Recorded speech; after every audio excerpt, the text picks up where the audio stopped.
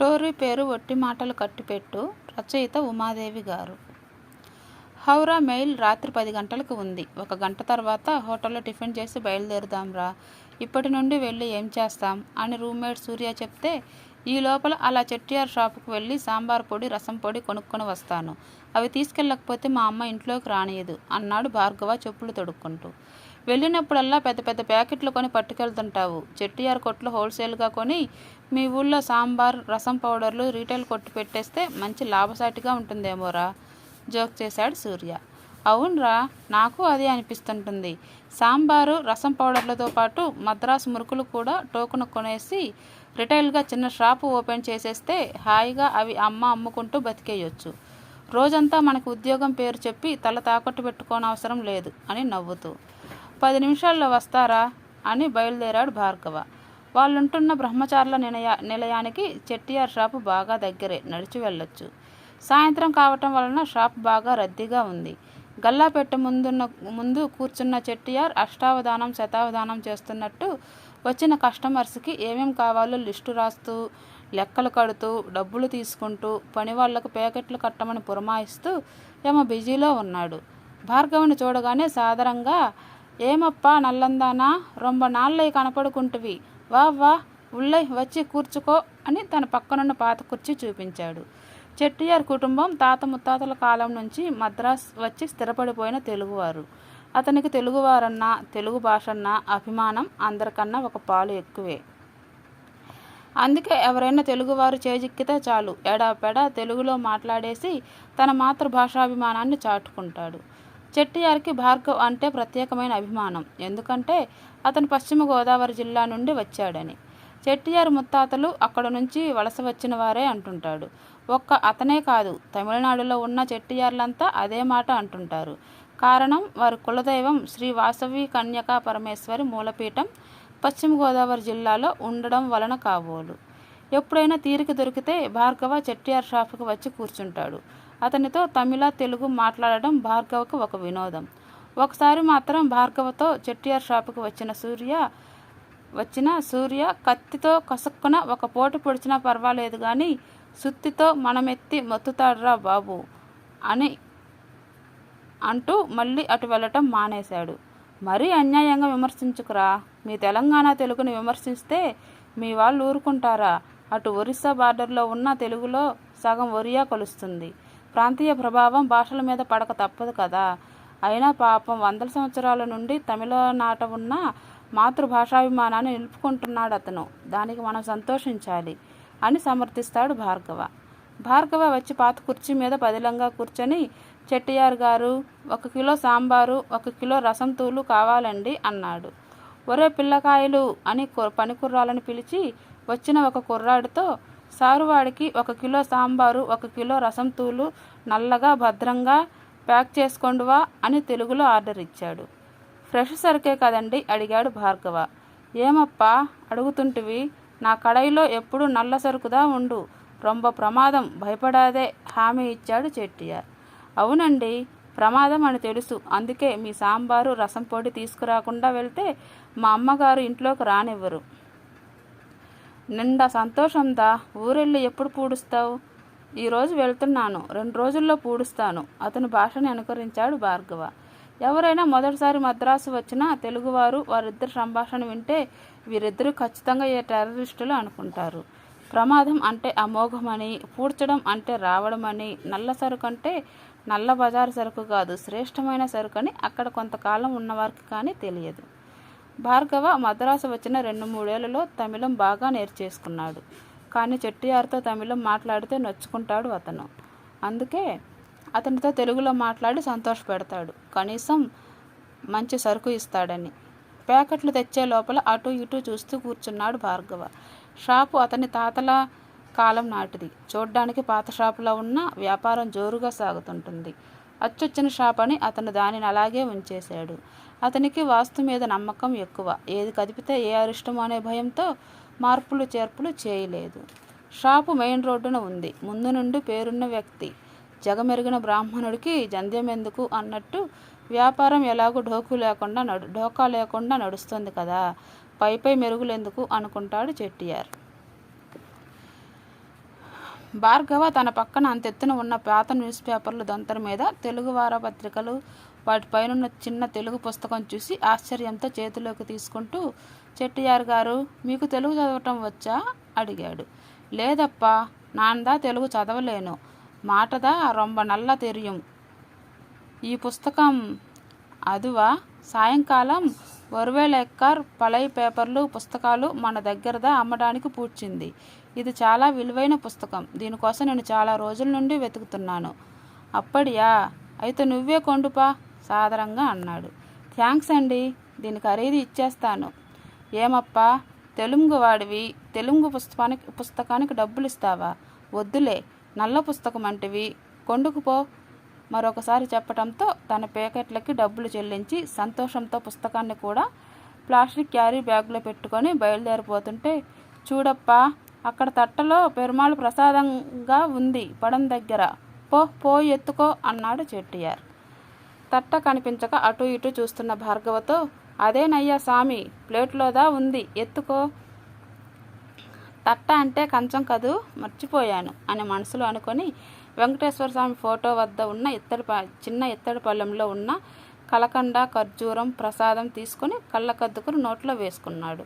తర్వాత ప్యాకెట్లు పట్టుకొని చెట్టియార్కి ననౌరి చెప్పుకొని ఇంటికి బయలుదేరాడు. రూమ్లోకి రాగానే సుత్తివేలు గారు త్వరగా వదిలేశారే అన్నాడు నవ్వుతూ సూర్య. మంచోడ్రా పాపం అంటూ ప్యాకెట్లు చేతి సంచిలో పెట్టాడు భార్గవ. పొద్దుట కొన్న మురుకుల ప్యాకెట్తో సహా బ్యాగు నిండిపోయింది. పుస్తకం బ్యాగులో పెడుతుంటే, ఏమిట్రా పుస్తకం అడిగాడు సూర్య. ఒక తెలుగు పుస్తకం రా, ఎవరో చెట్టియారికి పాత కాగితాలతో పాటు ఇది కూడా అమ్మారట, అక్కడుంటే తెచ్చాను, మంచి పుస్తకం అని. ఒరేయ్, ఈ పాత పుస్తకాల సేకరణలో చెదపురుగులా నన్ను చంపుతున్నావురా. ఇల్లంతా నింపి అవి విసుక్కుంటూ మరొకసారి తల దువ్వుకొని, నడు హోటల్లో తిని బయలుదేరేటప్పటికి ఇంకో అరగంట పడుతుంది అంటూ బయలుదేరాడు సూర్య బైక్ తీయటానికి. వాళ్ళిద్దరూ రైల్వే ప్లాట్ఫారం మీదకి వచ్చేసరికి మరొక 10 నిమిషాల్లో హౌరా మెయిల్ 1వ నెంబర్ ప్లాట్ఫామ్ మీదకి వస్తుందని అనౌన్స్మెంట్ వినిపించింది. ఒరేయ్ భార్గవ, ఎక్కువ లేట్ చేశావంటే మన బాసుగాడు నాకు పీక పట్టుకుంటాడురా. సోమవారం ఇన్స్పెక్షన్ ఉంది, సరిగ్గా ప్రమోషన్ వచ్చి మనం ఇద్దరం అమెరికా చెక్కేసే అవకాశం వచ్చింది. ఈ టైంలో చాలా జాగ్రత్తగా ఉండాలి. 10వ హెచ్చరిస్తూ బతిమాలుతూ చెప్పాడు సూర్య. అన్నిసార్లు చెప్పాలట్రా, నాకు బాధ్యత లేదా? ఎందుకు అమ్మ 10 సార్లు ఫోన్ చేసింది అర్జెంటుగా రమ్మని. రేపు ఎల్లుండి సెలవులే కదా అని వెళ్తున్నాను. సోమవారం తెల్లారేలోపు ఉంటానిక్కడ, భరోసా ఇచ్చాడు భార్గవ. రైలు వెళ్లే వరకు ఉండి ఇంటిదారి పట్టాడు సూర్య భార్గవ యూనివర్సిటీలో ఫ్రెండ్స్ అయ్యారు. వారిద్దరూ మద్రాసు యూనివర్సిటీలో కంప్యూటర్ సైన్స్ చదివేవారు. ఇద్దరు మెరికల్ లాంటి స్టూడెంట్సే. అందుకే ఒకరంటే ఒకరికి అభిమానం. సూర్యకి భార్గవ్ అంటే ఒక ప్రత్యేకమైన అభిమానం. ఎందుకంటే అతను చదువులోనే కాదు, ఏదైనా మంచి పని చేయాలంటే ముందుగా నేనున్నానని బయలుదేరుతాడు. అమ్మాయిలకి అబ్బాయిలకి అందరికీ తలలో నాలుకలా ఉండేవాడు. అందరితో జోక్స్ వేస్తూ నవ్విస్తూ ఉండే భార్గవ అంటే అందరికీ ఒక ప్రత్యేకమైన అభిమానం. యూనివర్సిటీలో ఆటల్లో పోటీల్లో అన్నింటా అవుట్ స్టాండింగ్ అనిపించుకునేవాడు. స్వభావాల దృష్ట్యా చూస్తే సూర్య పూర్తిగా వ్యతిరేకం. మన పనేమిటో మనది, మనకెందుకు లేనిపోని వ్యవహారాలు, మనం చదువుకుందికి సర్టిఫికేట్ కోసం వచ్చాము అన్నది అతని ధోరణి. ఎవరితో ఎక్కువగా కలేడు, ఒక్క భార్గవతో తప్ప. ఎన్ని వ్యాపకాలలో ఉన్నా చదువులో ఎప్పుడూ చాలా ముందుండేవాడు భార్గవ. అందుకే అతని పట్ల అభిమానం సూర్యకి. అతనికి చెప్పుకోదగ్గ మంచి మిత్రులు ఎవరైనా ఉన్నారంటే భార్గవ ఒక్కడే. చదువు ముగిసిన వెంటనే క్యాంపస్ సెలక్షన్స్లో ఒక అమెరికన్ కంపెనీలో జాబ్ దొరికింది సూర్యకి. చాలా మంచి జీతం. త్వరలో కంపెనీ ద్వారా విదేశాలకు వెళ్ళే అవకాశం కలుగుతుంది కనుక వచ్చిన అవకాశం వదులుకోకుండా వెంటనే జాబ్లో చేరాడు సూర్య. 1 నెల తర్వాత భార్గవకు కూడా తానే కంపెనీ వాళ్ళకి రికమెండ్ చేశాడు. భార్గవ కూడా ఉద్యోగ నిమిత్తం మద్రాసు రాగానే ఇద్దరూ కలిసి ఒక గది అద్దెకి తీసుకున్నారు. అలా క్లాస్మేట్స్, రూమ్మేట్స్గా, కొలీగ్స్గా మారారు. ఇంట్లో అడుగు పెడుతూనే చేతి సంచి తల్లికి అందిస్తూ, అమ్మా ఇదిగో నువ్వు చెప్పిన సాంబారు, రసం పౌడర్లు, మురుకులు అని చుట్టూ కలియ చూస్తూ, అంతా బాగున్నారా? నాన్నగారేరి? బామ్మ ఎలా ఉంది? ఆత్రంగా అడిగాడు. అందరూ బాగున్నారా? బామ్మ ఇప్పుడే స్నానానికి వెళ్ళారు, నాన్నగారు వాకింగ్కి వెళ్ళారు. మర్చిపోకుండా అన్నీ తెచ్చావురా కన్నా? మన పక్కింటి విశాలాక్షి గారు, ఎదురింటి నాంచారమ్మ గారు ఇప్పటికి 10 సార్లు అడిగారు, మీ అబ్బాయి వచ్చాడా, సాంబార్ పొడి తెచ్చాడా అని. ఈరోజు అందరికీ కొంచెం కొంచెం ఇస్తాను అని సంబరపడిపోతున్న తల్లితో. మన వీధి అందరికీ నేను సాంబార్ పొడి సప్లయర్లా కనిపిస్తున్నానేమిటి? అయినా ఎందుకు 10 సార్లు వెంటనే రా అంటూ ఫోన్లు చేశావు? ఎందుకా అన్నాడు విసుగ్గా.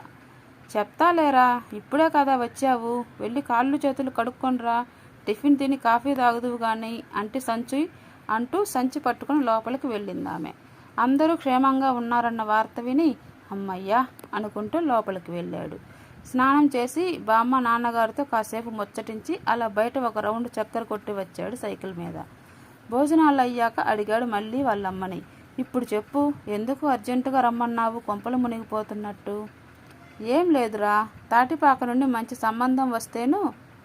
వాక్యం పూర్తి చేయకుండానే భగ్గుమన్నాడు. ఈ విషయం నాకు ఫోన్లోనే చెప్పవలసింది కదా, అర్జెంటుగా ఉన్న పొలంగా రా అంటే భయపడి చచ్చాను. నీకు కిందటిసారి వచ్చినప్పుడే చెప్పాను, ఈ సంవత్సరం నాకు అమెరికా వెళ్ళే అవకాశం వస్తుంది, అదేదో అయ్యేదాకా పెళ్లి ప్రస్తావన తేకు అని. అంటే నాకు తెలియక అడుగుతాను, అమెరికా వెళ్తే పెళ్లి చేసుకోకూడదంట్రా? పెళ్లి చేసుకొని పెళ్ళంతా సహా వెళ్తే వాళ్ళు రానివ్వరా? ఎలాగూ ఉద్యోగం ఉంది కదా, బామ్మ సలహా చెప్పబోయింది. పెళ్లి చేసుకొని పెళ్ళంతా సహా వెళ్ళడానికి ఇదేమీ హనీమూన్ ట్రిప్ కాదు, అనకాపల్లి కాదు. ముందు నేను వెళ్ళి అక్కడ అన్నీ చూసుకొని అడ్జస్ట్ అవ్వాలి. ఉద్యోగం ఉన్నంత మాత్రాన మెడకో డోలు కట్టుకొని వెళ్ళాలని లేదు. అది కాదుగా అబ్బిగా, పెళ్లి కాని మగవాళ్ళు వెళితే వాళ్ళని ఆ దేశం దొరపాన్లు బుట్టలో వేసేసుకుంటారు. ఆ దేశం దొరసాన్లు బుట్టలో వేసేసుకుంటారట. కాలజ్ఞానం తెలిసిన వీరబ్రహ్మేంద్ర స్వామిలా చెప్పింది ఆ బామ్మ.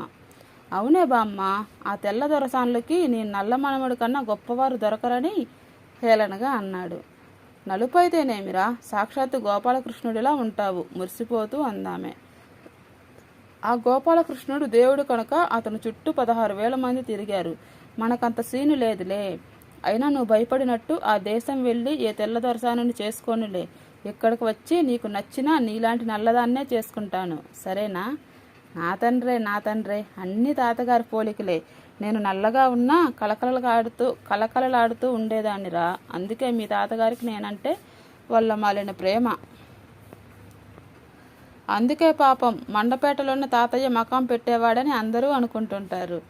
మనసులో అనుకొని, అమ్మా ఇప్పుడే చెప్తున్నా, ఇలా పెళ్లి సంబంధం కోసం అని ఏదో అర్జెంటు పని ఉందంటూ మభ్యపెట్టి మళ్ళీ నన్ను పిలిపించావంటే నిజంగా ముఖ్యమైన పని ఉన్నా సరే, నాన్న పులి కథలాగా నేను నమ్మను, రాను, చెప్పేస్తున్నా, తర్వాత నీ ఇష్టం అంటూ చెయ్యి కడుక్కొని తన గదిలోకి వెళ్ళిపోయాడు. విన్నారా వాడి మాటలు? అక్కడే సోఫాలో కూర్చొని పేపర్ చదువుతున్న భర్తతో ఫిర్యాదు చేస్తూ అంది. అన్నీ విన్నాను, ఇంకా చెముడు రాలేదు. మరీ అలా బెల్లం కొట్టిన రాయిలా ఊరుకుంటారేం? అక్కడికి నేనేదో ఈ విషయంలో వాడిని సతాయిస్తున్నట్టు. నువ్వెలాగూ వాయిస్తున్నావు కదా, అటు ఇటు మధ్యల దరువులా ఇద్దరం ఎందుకని అని పేపర్ మడిచి పక్కన పెట్టేస్తూ, వాడేదో విదేశాలు వెళ్ళాలనే తంటాలు పడుతున్నాడు, వెళ్ళి రాని, ఈ లోపల ఏం మునిగిపోయిందంట. నేను చెప్తూనే ఉన్నాను పెళ్లి సంబంధం గురించి మాట్లాడుకు అని, వినిపించుకోలేదు నువ్వు. అయితే ఆ తాటిపాక కాకపోతే ఈతపాక సంబంధం వస్తుంది. ఈ 2 రోజులు సెలవులు వాడికి, ఎంజాయ్ చేయని బయటికి వెళ్ళిపోయాడు అతను. ఇక మాటలు అనవసరం అని గదిలోకి వచ్చిన భార్గవ డ్రెస్ మార్చుకుందామని బ్యాగ్ తెరిచాడు. పైన పెట్టిన పుస్తకం కనిపించగానే, ఎన్ని రోజులుగా వెతుకుతున్నాను దీనికోసం, ఇన్నాళ్ళకి దానికి దొరికింది పుస్తకం అనుకుంటూ పుస్తకం డ్రాయర్ మీద పెట్టి డ్రెస్ మార్చుకొని మంచం మీద కూర్చొని తీరిగ్గా పుస్తకం తెరిచి పేజీలు తిరగేశాడు. మధ్య పేజీల్లో ఒక కవర్ కనిపించడంతో ఆశ్చర్యంగా తీసి చూశాడు. అంటించి ఉన్న పోస్టల్ కవర్. అటూ ఇటూ తిప్పి చూశాడు. అడ్రస్ లేదు. ఎవరికో ఉత్తరం రాసి అడ్రస్ రాసి పోస్టు చేయటం మర్చిపోయినట్టున్నారు. ఫ్రమ్ అడ్రస్ కూడా లేదు.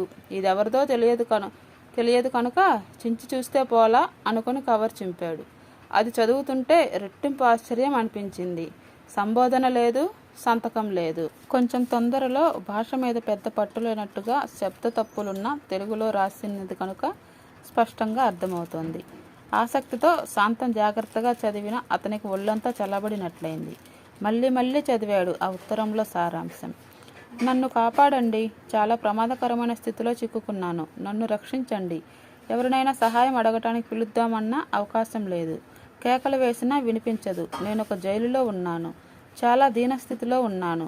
కారు చీకట్లో చిన్న దీపంలాగా నాకు ఊహ తట్టి ఈ ఉత్తరం రాసి పాత కాగితాల మధ్య పుస్తకంలో పెట్టి పంపిస్తున్నాను. భగవంతుని అనుగ్రహంతో తప్పక ఇది ఎవరో ఒకరు అందుకొని నన్ను, నాతో పాటు నాలాగా దుర్మార్గులకి బలైపోతున్న మరికొంతమంది అమ్మాయిలను ఆదుకుంటారని ఆశిస్తున్నాను. దయచేసి ఆలస్యం చేయకండి. నేను నమ్ముకున్న ఏడుకొండలవాడు తప్పక మీ ద్వారా నాకు సహాయం అందజేస్తాడని ఆశపడుతున్నాను. ఏమాత్రం ఆలస్యం చేసినా కొంతమంది అమ్మాయిలు కొందరు దుర్మార్గానికి బలైపోతారు. ఈ వార్త ఎలాగో ఒకలాగా బయటకు చేరితే త్వరగా నన్ను కాపాడిన వారవుతారు. ఆలస్యమైనా, ఒకవేళ నేను బలైపోయినా ఆ తర్వాత ఇంకెవరికి ఇటువంటి దుస్థితి కలగకుండా చూడండి. అడ్రస్ కాగితం దీనిలో పెట్టాను. దయచేసి కాపాడండి, కాపాడండి, కాపాడండి. ఒక్కసారి మనసంతా చలించిపోయింది అతనికి. ఇది కల్పన కాదు, కథ కాదు.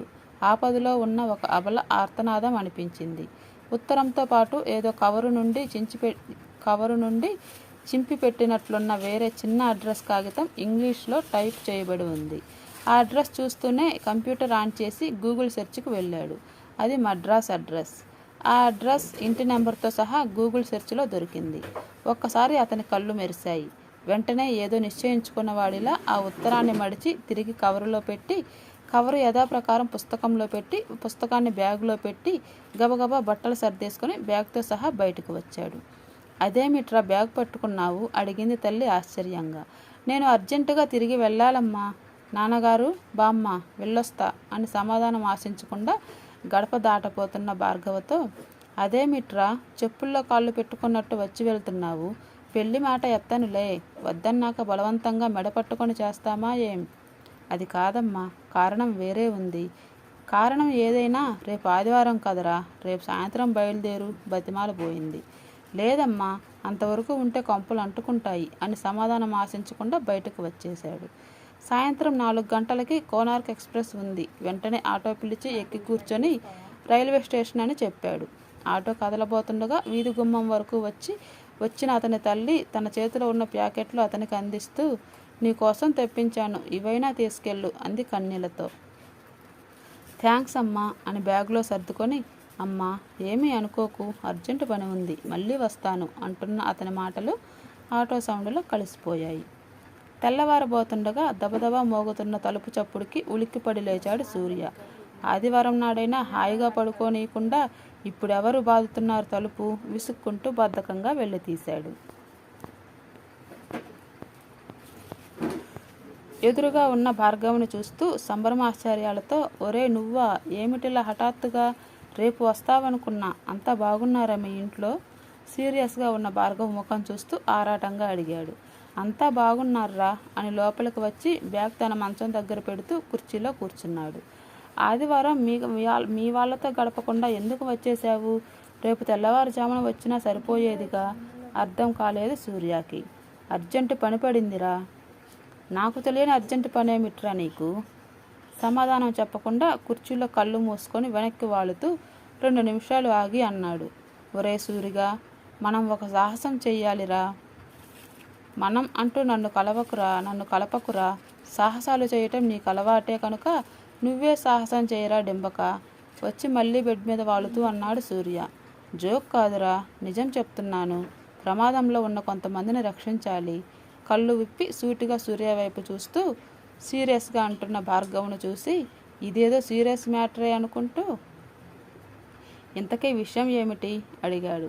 భార్గవ సమాధానం చెప్పకుండా పుస్తకంలో నుండి కవర్ తీసి అందించాడు. అది అందుకొని దానిలో ఉత్తరం చదివి, ఇది నిజమని నమ్ముతున్నావా అన్నాడు సూర్య కూడా సీరియస్గా. నమ్మాలిరా, ఎందుకంటే గూగుల్ సెర్చ్లో ఆ ఉత్తరంతో పాటు ఉన్న అడ్రస్లోని వీధి, ఆ నెంబర్తో ఉన్న ఇల్లు దొరికాయి. 2 నిమిషాలు మౌనం వహించి అన్నాడు సూర్య. నువ్వంటున్నది నిజమే అయితే చాలా ప్రమాదకరమైన విషయం. ఇదేదో పెద్ద మాఫియా గ్యాంగ్ అమ్మాయిలతో జరుపుతున్న అక్రమ వ్యాపారం అనిపిస్తుంది. ఇటువంటి విషయాల్లో తలదూర్చడం అంటే ప్రాణాలతో చెలగాటం. గొప్ప రిస్క్ అని మంచి పని కోసం వెనకాడుతామట్రా.